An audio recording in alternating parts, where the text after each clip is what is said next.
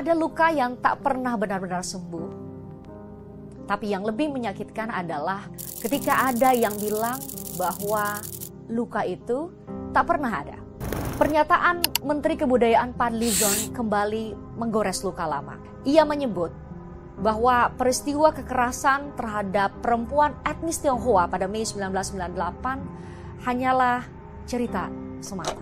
Ada perkosaan massal, betul nggak ada perkosaan massal? Apa kata siapa itu? Itu nggak pernah ada proof-nya. Itu adalah cerita. Kalau ada, tunjukkan. Pernyataan itu bukan sekadar salah secara faktual. Pernyataan Fadlizon adalah bentuk pengingkaran sejarah. Dan kali ini pengingkaran sejarah justru dilakukan oleh seorang pejabat negara, Menteri Kebudayaan, sosok yang seharusnya menjadi penjaga memori kolektif bangsa.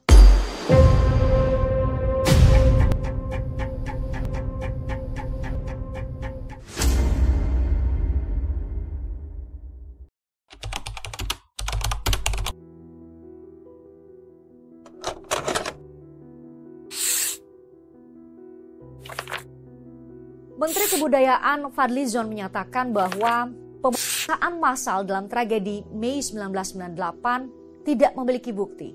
Pernyataan ini menuai kecaman dari semua kalangan, dari Komnas Perempuan, Amnesty International Indonesia, aktivis hingga wakil rakyat. Semua mengecam pengingkaran sejarah ini. Masalahnya bukan hanya pada kekeliruan faktual. Pernyataan Fadlizon mencederai tanggung jawab negara dalam menjaga kebenaran sejarah. Ia seharusnya menjadi tokoh yang berada di garis paling depan dalam menjaga ingatan kolektif, bukan menghapusnya. Sejak awal reformasi, tim Gabungan Pencari Fakta TGPF 1998 telah mengonfirmasi bahwa telah terjadi kekerasan terhadap perempuan etnis Tionghoa, terutama di wilayah Jakarta dan sekitarnya.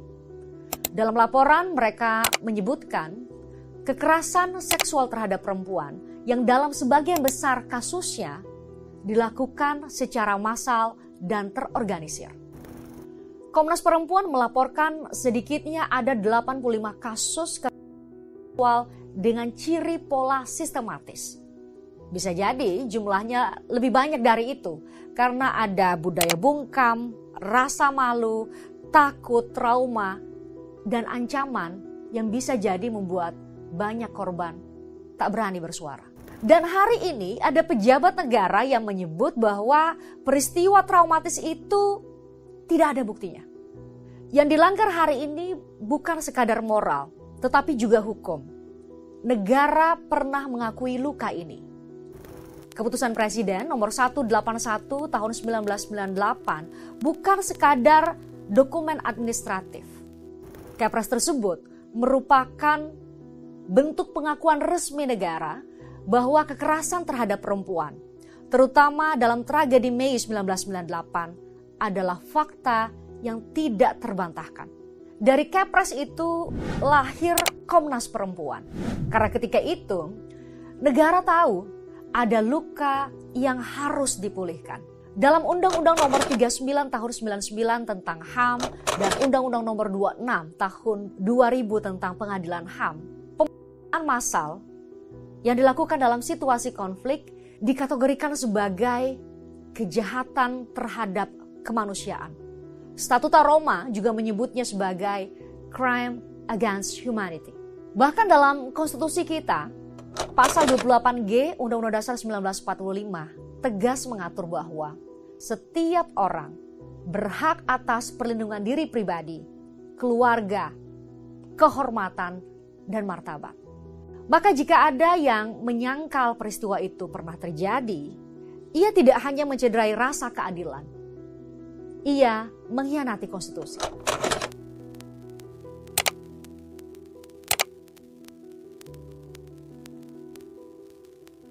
Transitional justice atau keadilan transisional adalah konsep besar yang digagas untuk membawa kita keluar dari kegelapan sejarah menuju masa depan yang adil, setara, dan berperi kemanusiaan.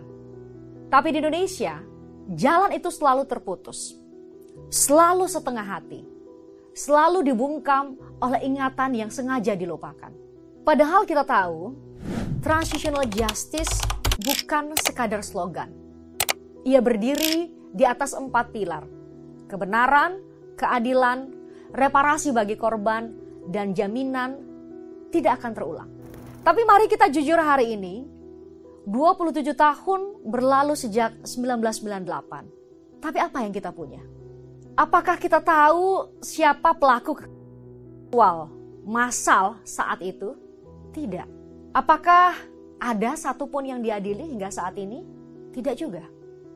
Apakah ada korban yang dipulihkan haknya, martabatnya, jiwanya? Tidak juga. Dan yang lebih menyakitkan, hari ini negara mengingkari bahwa mereka pernah ada.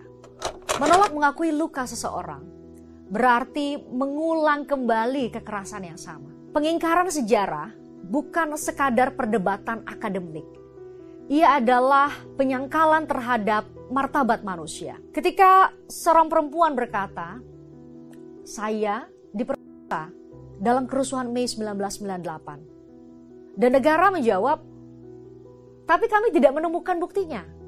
Itu bukan hanya pengabaian, itu adalah kekerasan kedua yang ia alami. Dan lebih dari itu, pengkhianatan terhadap nilai moral yang paling mendasar. Bahwa penderitaan manusia seharusnya didengar, bukan untuk disangkal, bukan untuk dibungkam. Sebab saat negara memilih untuk tidak percaya, ia turut menjadi pelaku penyebab luka yang tak kunjung sembuh. Seharusnya adalah negara mampu menunjukkan siapa pelaku. Pengingkaran bukan hanya keengganan untuk mengakui masa lalu. Ia adalah fondasi untuk kekerasan berikutnya. Hari ini mereka bisa berkata itu belum terbukti. Besok mereka bisa berkata itu tidak pernah terjadi. Dan lusa jika terjadi itu bukan tanggung jawab negara. Ketika luka sejarah tidak pernah disembuhkan, sejarah itu akan mengulang peristiwanya sendiri dengan korban baru. Berdasarkan laporan Amnesty International tahun 2023, Indonesia terus gagal mengadili pelanggaran HAM masa lalu secara memadai. Mulai dari tragedi 1965, kekerasan di Timor Leste, dan pembunuhan massal Mei 1998. Pertanyaannya hari ini bukan hanya siapa yang pernah bertanggung jawab, tapi juga siapa yang tengah dipersiapkan untuk tidak bertanggung jawab esok hari. Pembunuhan massal terhadap perempuan etnis Tionghoa dalam tragedi Mei 1998 bukan hanya kejahatan terhadap tubuh perempuan, tetapi juga terhadap identitas etnis dan eksistensi komunitas. Ini bukan sekadar pelecehan seksual, ini adalah bentuk kekerasan rasial yang terstruktur. Sosiolog Eril Herianto menyebut secara tegas, kerusuhan 1998 adalah puncak dari kekerasan sistematis yang ditoleransi oleh negara terhadap etnis Tionghoa. Data dan kesaksian menguatkan bahwa kekerasan ini bukan insiden spontan. Banyak pelaku diduga mengenakan seragam militer, menunjukkan keterlibatan aktor negara.